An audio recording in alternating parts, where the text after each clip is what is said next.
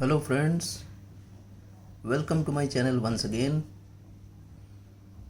Now this is a tutorial channel for medical entrance for UPSC civil services, IAS, IPS, IFS and all high ranking civil service aspirants.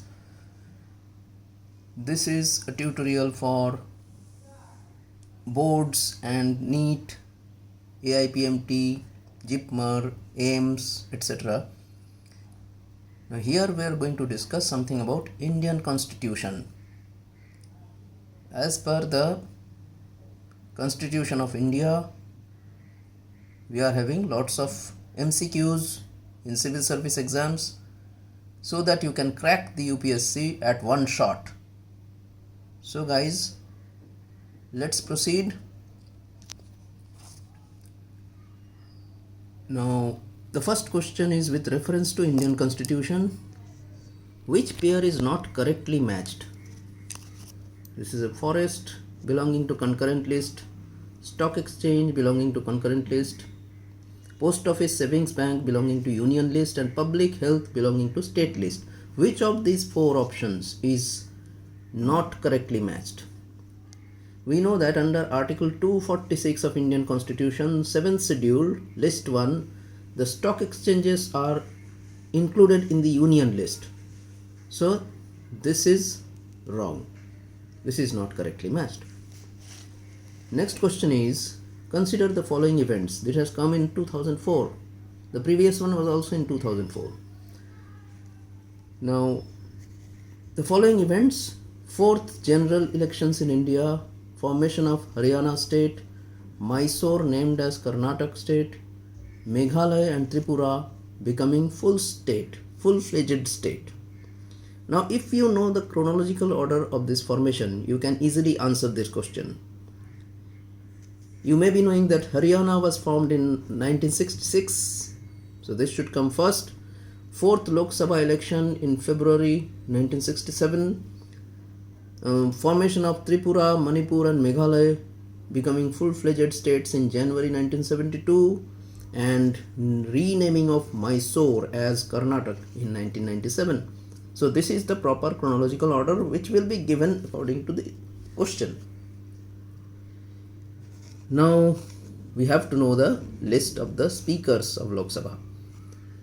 If you know the list of the speakers, if you know the list of the presidents, if you know the list of the prime ministers, you will be able to answer these type of questions. So first speaker is G.V. Mavalankar. He was from 1952 to 56. This is the answer. And now it is Om Birla. He had started his office from 19th June 2019 and still continuing. As you all know, the speaker is elected from the newly elected MPs. They propose the name and they vote for the speaker. Fourth one is, the resolution for removing the vice president can be moved in. This has come in 2004. According to Article 67B, it states that vice presidents can be removed by a resolution of the Council of States only, which passes a majority, means the members of the Council of States passed by a majority of all the then members and agreed by Lok Sabha. Lok Sabha only agrees it. Lok Sabha does not participate in forming the resolution. So that's it for question 4. Now coming to question 5. Who among the following have held the office of Vice President of India?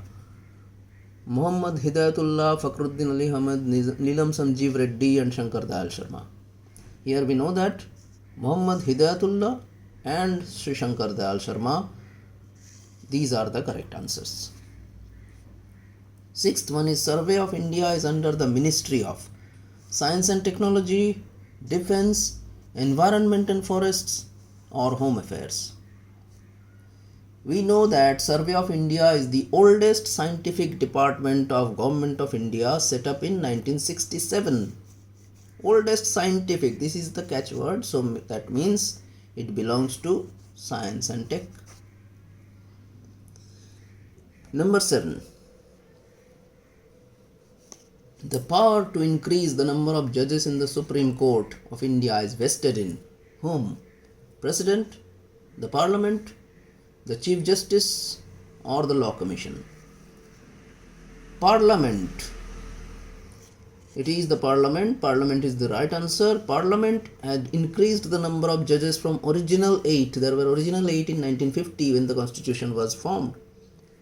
It increased to 11 in 1956, then to 14 in 1960, then to 18 in 1978, and then to 26 in 1986, and finally in 2008 it has been increased up to 31. So from 8 to 31.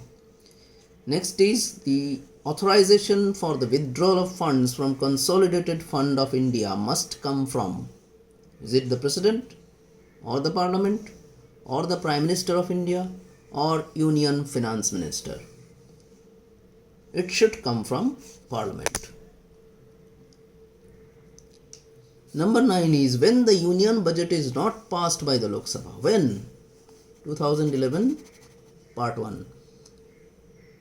Actually, it is a tantamount of no confidence motion at that time, and then the Prime Minister submits resignation of his Council of Ministers. Number 10. Which of these statements is correct about Attorney General of India? Does he take part in proceedings of Lok Sabha? Does he speak in the Lok Sabha? Does he vote in the Lok Sabha? Does he be a member of the committee of Lok Sabha? Among these options, the only the Attorney General can't do is to vote in the Lok Sabha. So this one is not correct. That means others are correct.